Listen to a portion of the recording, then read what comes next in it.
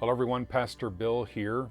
We're a little late getting this midweek message out, but I do have an important announcement.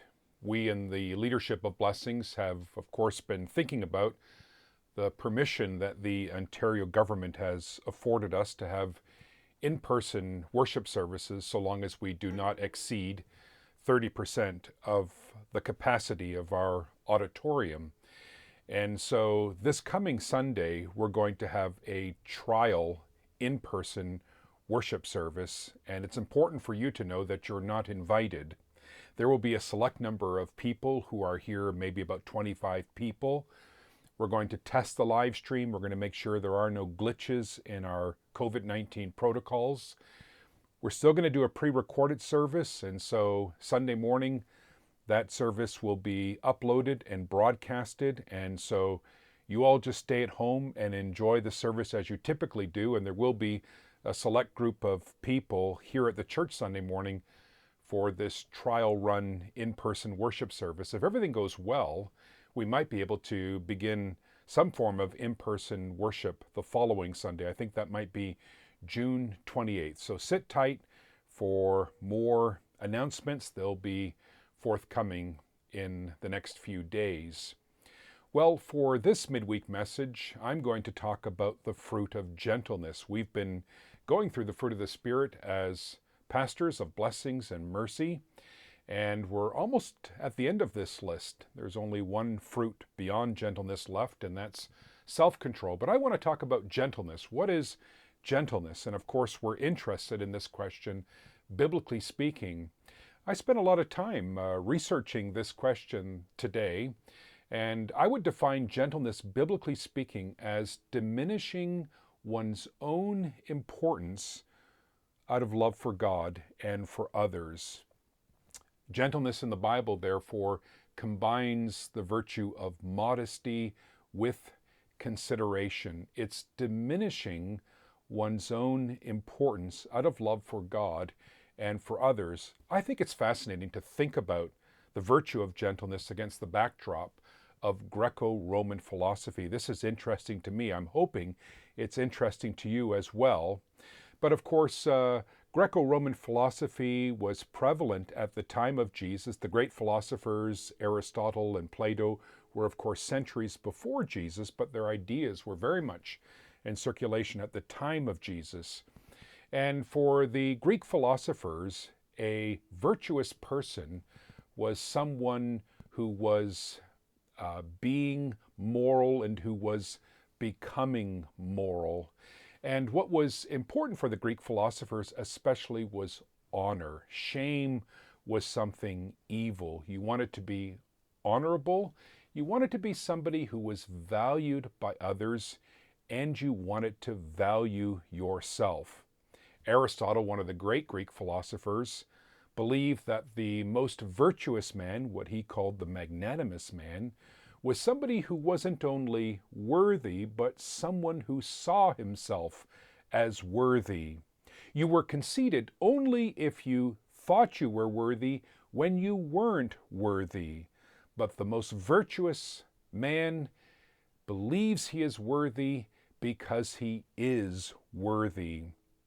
And so it was perfectly legitimate for the Greek philosophers and for those influenced by their thought to engage in what we might call self-promotion, blowing one's own trumpet. There were even books written about how to promote oneself and how to flatter oneself. Some of you may know the name Caesar Augustus, who wrote a book in which he just chronicled his achievements. It really comes across like bragging in many ways.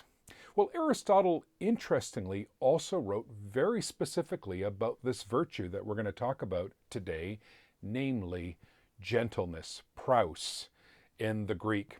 And again, if you're familiar with Aristotle's ethics, he saw virtue as something that existed in the middle of excesses or extremes, the mean in the middle of extremes. So gentleness for Aristotle existed between the extremes of irritability, in which someone is easily enraged, and apathy, in which someone is largely passive. And he said gentleness leans more towards apathy. You should not put up with insults, Aristotle said, but you shouldn't blow a gasket either. You shouldn't fly off the handle. You shouldn't lash out at someone. And all of that seems to make a lot of sense, but what is missing from Aristotle's depiction of gentleness is concern for others. For Aristotle, virtue is all about being an honorable person, being valued by others, and valuing yourself. This was true for most of the Greco-Roman philosophers. They were isolated moral giants who stood out from the rest of the world by their achievements and their accomplishments. And we're going to see that for Jesus, all of this means something very different. Jesus, as you know, as perhaps you know from reading the Bible, identified himself as gentle. You could think of that great invitation that he issues at the end of Matthew 11, where he says, "Come to me, all you who are weary and heavy laden, and I will give you rest. Take my yoke upon you, for I am gentle and humble in heart." Jesus, you see, diminished his own importance out of love for God and for others. Paul in Philippians 2 says that Jesus did not consider equality with God as something to be used for his own advantage, but made himself a nobody. Coming in the likeness of human flesh, he took on the form of a servant. He diminished his own importance out of love for God and for others, and I think he demonstrated that virtue especially on that occasion when he got down on his knees with his disciples, filled the basin of water, and washed the feet of his disciples, diminishing his own importance out of love for God and for others. Jesus showed a new way of being human. And in so doing, he was teaching us how to be human. The virtuous man is not an isolated moral hero, but he's a lover of God and he's a lover of neighbor. I don't know how many of you have read C.S. Lewis's book, The Great Divorce, but he depicts hell in that book as a place where people move farther and farther apart from each other. And as they're moving farther and farther apart from each other, they're quarreling and they're arguing until ultimately everybody's living on their own isolated island. Jesus was loving, willing to make sacrifices for others. Jesus was gentle, diminishing his own importance for the sake of others. And we are summoned to gentleness. It is a fruit of the Spirit. Now, this means that it's something that the Spirit yields within us. It is something that the Spirit generates. And we're passive as that virtue is generated in us, produced in us, but we're not completely passive. Fruit, of course, is something that one must tend. A fruit tree is a tree that one must prune. One must ensure that there are not weeds or ivy compromising the health of the fruit, or perhaps insects distorting the health of the fruit. We have a responsibility to cultivate the virtue of gentleness ourselves. To say it is a fruit of the Spirit does not mean that there's no responsibility on our part.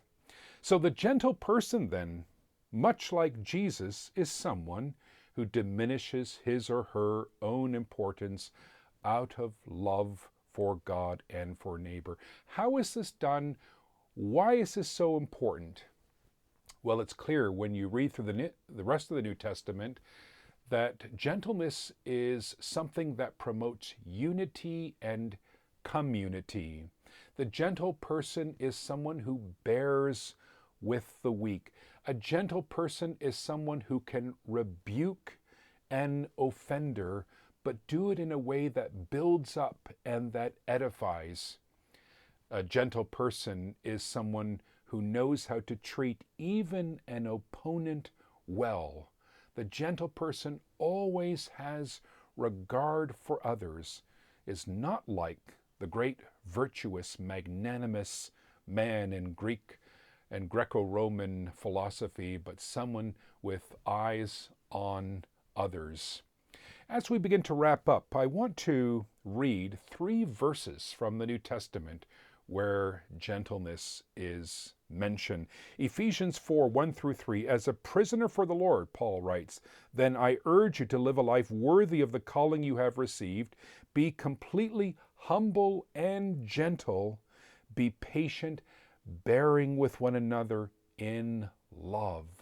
Bear and forbear. Understand that people can be irritable. People can have a bad day. They will be anxious, afraid, and they will sometimes say things they ought not to say.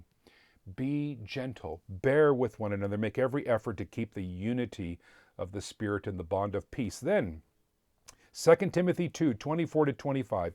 And the Lord's servant, Paul writes to Timothy, must not be quarrelsome, but must be kind to everyone, able to teach, not resentful. Opponents must be gently instructed with gentleness, in the hope that God will grant them repentance, leading them to a knowledge of the truth. And then thirdly, lastly, Titus 3 verse 2, remind the people to be subject to rulers and authorities, to be obedient, to be ready, to do whatever is good, to slander no one, to be peaceable and considerate, and always to be gentle towards everyone. This is the virtue that Jesus exemplified. This is the virtue that Jesus demonstrated. This is the virtue that Jesus taught. And when he taught it, he was teaching us and teaching the world a new way of being human. One ought to diminish, one ought to minimize one's own importance out of love for God and out of love for others. I want to invite you this week to follow the example of Jesus and to be gentle and to recognize that in Jesus you have all the resources you need to be a gentle person. Thanks for tuning in this week.